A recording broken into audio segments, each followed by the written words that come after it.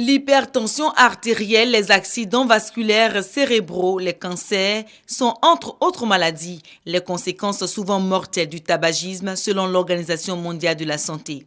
Et en Côte d'Ivoire, 15 Ivoiriens sur 100 fument selon une enquête réalisée en 2005 par le ministère en charge de la Santé.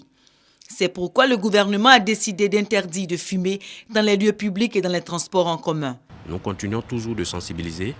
Nous rencontrons toutes les personnes qui sont concernées par ce décret.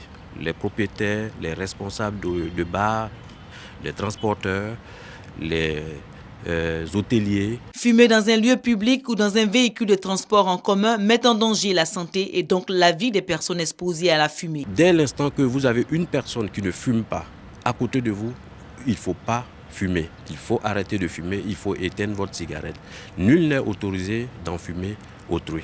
Les effets néfastes de la fumée de cigarettes sur la santé étant connus, certains patrons de restaurants ont pris des mesures pour protéger leurs clients. Depuis la sensibilisation, on a arrêté que les fumeurs fument, qu'on a mis une table dehors là-bas pour eux. Souvent, quand les fumeurs arrivent, ils veulent les gêner.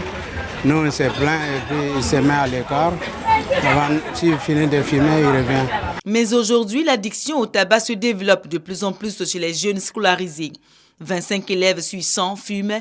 L'ONG Aide on Lait s'est investie dans la lutte contre le tabagisme en milieu scolaire pour mieux les aider. Le président de l'ONG leur propose un remède efficace contre la dépendance au tabac. C'est un médicament qui est conçu à la base des plantes naturelles.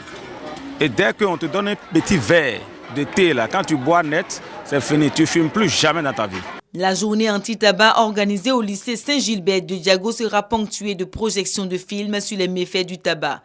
Cette initiative vient renforcer ainsi les actions de sensibilisation initiées par le ministère de la Santé depuis le mois d'avril.